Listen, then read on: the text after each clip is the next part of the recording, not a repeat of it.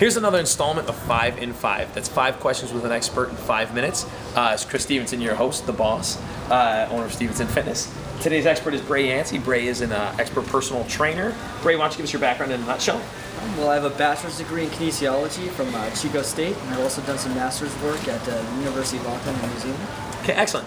Well, the holiday season is upon us, so we're going to ask you some questions on how to get through that holiday season. I know that people get busy, things come up, and sometimes people fall off the wagon, so we've got some questions to address that. This is going to be some really good information. Again, we'll time it. You got 1 minute each question. Here we go. First question. If I stop, and like everybody that says, I'll just put it off till January, that's about 6 weeks, maybe a little longer, what kind of damage do I do? What do I lose? What really happens in that 4 to 6 weeks? I don't do anything. Well, what happens in those 4 to 6 weeks, for the most part, your muscles are going to atrophy. That would be the biggest thing.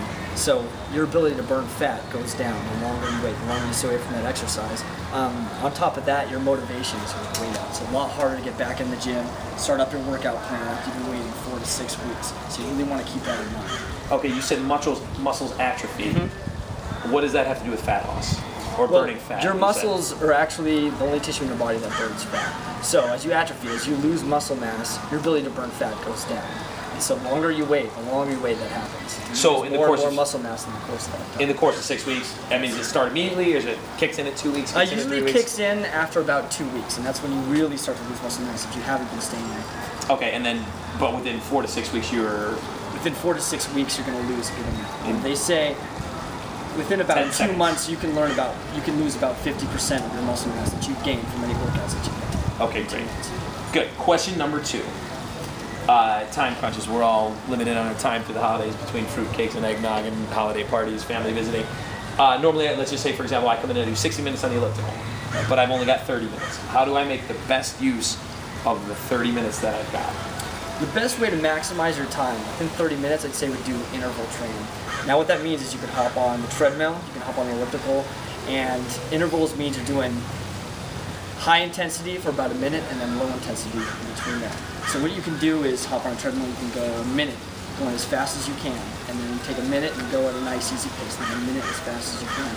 Now if you can keep that up, what happens is you actually burn a lot more calories after you finish the exercise.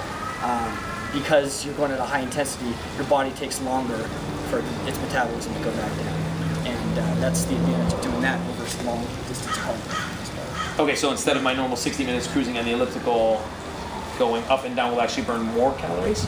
Yes, in the long run it actually will burn more calories because it takes your body almost a whole day to come down from your heightened metabolism. Gotcha. Perfect. That was a minute. Next question. I just recently wrote an article for North Ranch Living, which is one of our, sorry about that, local publications, and it was some advice and tips on the holidays. And I said one of the good thing to do during the holiday season is invest in a personal trainer. Something that people think about and they're not sure. It's definitely an investment, but I think it's worth it. How do you pick the right trainer? Choosing a personal trainer, I think, could be pretty tough. You really have to talk to them. I think the biggest thing is make sure when you're talking to them that they're focused on your goals and not their goals. So make sure that they know all the information that has to do with you reaching your goal.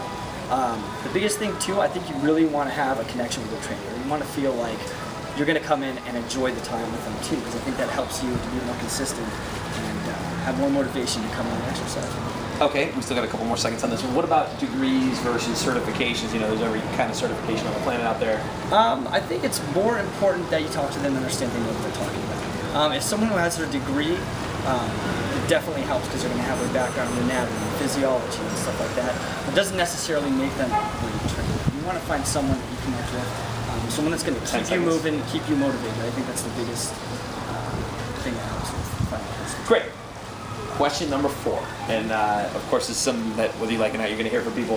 What is the minimum I can get away with doing? I get busy, I carry it on, but if it's like, how many days do I have to go to the gym not to lose the muscle, go into atrophy, to still at least maintain? If I just want to at least maintain, how much time do I realistically have to do? I know I got to put some. What's realistic? Right. I think realistically, the minimum you could probably get away with is 2 days a week. Now, during those 2 days, I would focus on movements. Okay. For the most part, again, that's what's going to keep your muscle mass up, keep you burning fat. If you can get away with doing 2 days of that, spread them out throughout the week so you have some recovery time, and make those sessions as intense as possible. Okay, and you said weights instead of cardio, because a lot of people, they eat a big meal and think, oh, okay, I got to go running. 30 seconds? Cardio is good. You're burning calories while you're doing cardio. The good thing about the weights is, again, like I was saying with the interval training, after you're done with an intense session of doing weights, again, it's going to take your body almost a day to come back down from the heightened metabolism. So even when you're done with your workout, you have a whole day that you're still burning more calories than you normally would be. Okay, so given the choice, weights over cardio. Absolutely. Got it. Great. And the last question. And this is not science, this is not physiology, well, I guess it's mental science or psychology, but how do I stay motivated? It's so easy to fall off track. How do I stay motivated when in a time period that it's so easy to just kind of lose it? What do I do? Well, I think there's a couple things you can do to stay motivated. For one, you can actually schedule it out, write it down, put it in your calendar so you have it during your day where you know, okay, this time is allotted for exercise. Okay, that's going to keep you more consistent. On top of that, find activities you enjoy doing. Okay, if you find activities you enjoy doing and you stick with those, then you're more likely to actually do them.